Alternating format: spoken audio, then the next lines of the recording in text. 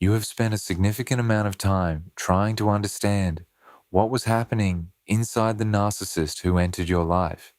You have replayed conversations, examined moments that felt loving and moments that felt devastating, and tried to find the through line that makes sense of both. You have asked yourself whether they ever genuinely cared, whether any of it was real, whether you were seen at all beneath the version of you they seemed to need you to be. Jung would tell you that you have been asking the right questions, but you may have been bracing for the wrong answers, because what narcissists secretly think about you is not what you expect. It is not indifference. It is not the cold, empty absence of feeling that the word narcissist tends to conjure. It is something far more complicated, far more revealing, and in a strange way that Jung would have found completely consistent with everything he understood about the human psyche. It is something that has almost nothing to do with who you actually are, and everything to do with what you represent to the deepest and most defended parts of them. To understand what a narcissist truly thinks about you, you first have to understand what Jung called the shadow.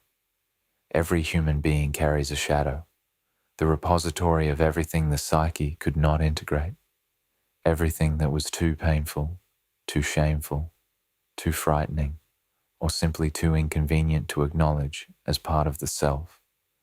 The qualities that were punished in childhood, the needs that were deemed unacceptable, the vulnerabilities that learned early that they were not safe to show.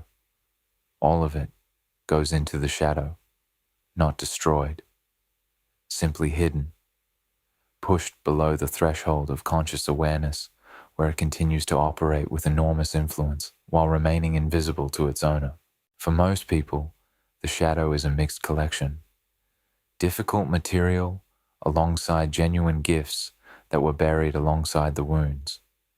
Jung believed that shadow work, the process of bringing this hidden material into conscious awareness, was essential to psychological health. Not comfortable, not quick, but essential. For the narcissistic personality, the shadow is not simply large, it is almost entirely unacknowledged. The narcissist has constructed a conscious identity, what Jung called the persona, that is so dominant, so elaborately defended, so consuming of their psychological resources, that almost nothing of their actual interior vulnerability ever reaches the surface. The gap between who they present themselves to be and who they actually are at their core is the defining feature of narcissistic psychology. And here is where you enter the picture. You, particularly if you are an empath, a Sophia soul, a person of genuine depth and sensitivity, carry qualities that the narcissist buried in their own shadow long ago.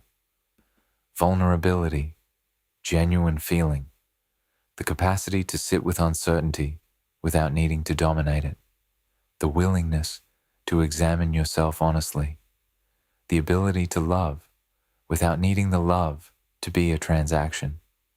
When the narcissist encounters these qualities in you, something happens in their psyche that Jung described with precision. They are simultaneously drawn to and threatened by what they see. Drawn because something ancient in them recognizes what was lost. Threatened because the presence of these qualities in you illuminates, by contrast, their own interior emptiness. This creates a psychological dynamic that explains almost every confusing thing that ever happened between you. They idealized you in the beginning because you were carrying their shadow qualities in living form. You were proof that the tenderness they buried was real, that genuine connection was possible, that the vulnerability they sealed away had not destroyed the person who carried it. You represented everything their own development arrested before they could integrate. And for a time, being close to you felt like being close to a part of themselves they had lost. This is why the idealization felt so total, so intoxicating, so unlike anything you had experienced before. They were not simply attracted to you, they were encountering something through you, that their own soul had been starving for. The intensity was real, but it was not really about you. It was about what you mirrored back to them about themselves. Jung called this projection the unconscious casting of one's own interior content onto another person. And when the projected content is positive, when someone is projecting their own buried gold onto you, it feels extraordinary. It feels like being truly seen. But it is not seeing. It is a form of profound psychological confusion that carries within it the seed of everything that will eventually go wrong. Because here is what inevitably happens. You are a real person, with your own needs, your own complexity, your own moments of limitation and ordinariness and difficulty. And the moment you begin to show these real dimensions of yourself, the moment you stop perfectly reflecting the idealized image the narcissist needs you to hold, the projection begins to crack. They do not experience this as their own psychological process. They experience it as your failure, as you changing, as you becoming less than what they believed you were. The devaluation that follows idealization is not a strategic manipulation, though it functions as one. It is the narcissistic psyche responding to the threat of a projection, collapsing with the only defense it knows. Blame the mirror for distorting the image, but underneath the devaluation, underneath the criticism and the coldness and the inexplicable withdrawal of everything that made them feel so essential to your life, something else is happening. Something the narcissist would never voluntarily reveal and may not even have conscious access to. They are afraid of you, not of anything you might do, of what you represent, of the capacity for genuine self-examination that you embody simply by being who you are.